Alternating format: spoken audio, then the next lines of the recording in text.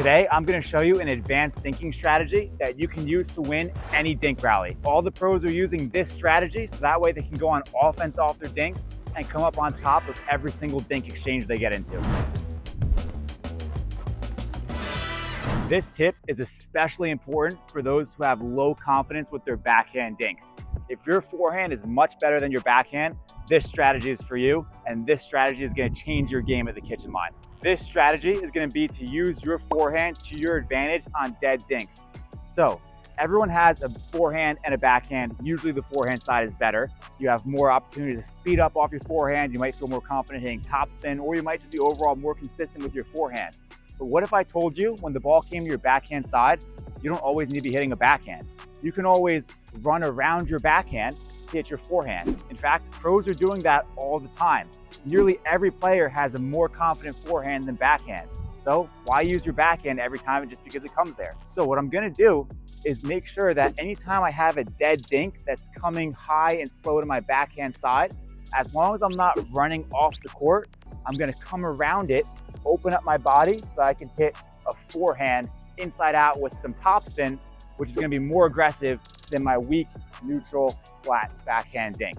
So when I get into this dink rally here, whenever I have that ball come out, I'm just gonna slide around it. I'm gonna hit, shift back to cover the middle, but make sure that just because the ball is coming to my backhand side, I'm not necessarily hitting my backhand. I can always run around it and then use my more aggressive forehand to take advantage and take control there. If I don't do that, I'm gonna end up getting stuck hitting my weaker shot. I can't do nearly as much off my backhand here as I can if I run around it and hit an aggressive forehand.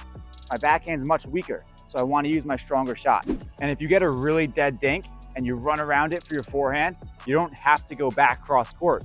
Even though a topspin inside out cross court dink is pretty aggressive, if it's sitting there, why don't you speed it up? If you know you have better hands than the opponent in front of you, it's definitely a good idea to speed those balls up as long as they're high enough. So when I get that ball that I'm running around here, I might hit a couple cross court, and then eventually when he gives me a really dead one, I come around and I can speed it up right at my opponent in front of me. If I'm running around the ball too, I'm also creating more motion. So that means that my opponents might not necessarily be as ready for the speed up.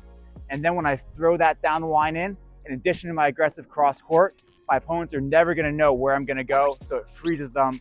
They can't guess, and it gives me an advantage no matter what selection I make.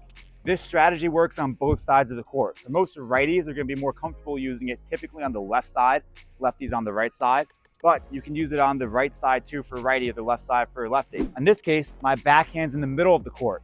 So now I just have to slide out around it to get my forehand towards the outside. So when I get in that dink rally, if I have an opponent trying to go for my backhand, I just have to make sure I step around it towards the middle, and then I can use my better shot there to create a more offensive opportunity. So no matter where the ball's coming, as long as the dink's nice and neutral that my opponent's giving me, I can always slide around it to hit my favorite shot. Now, if you're gonna use this strategy, the one thing you have to be careful of is not pulling yourself too far off the court. So we do have to be kind of selective. If my opponent gives me a really wide shot where I would have to run all the way off the court to get to it, that's probably not a good time to run around my backhand, because now I'm leaving the middle wide open and exposed, which is gonna put my partner and I in a tough situation.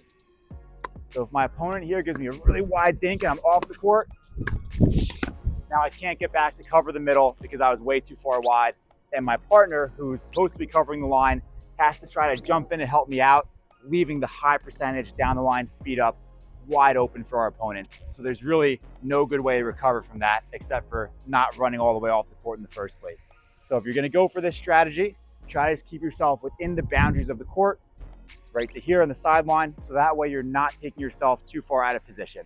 And remember, whenever you think cross court, make sure that you shift back to cover the middle.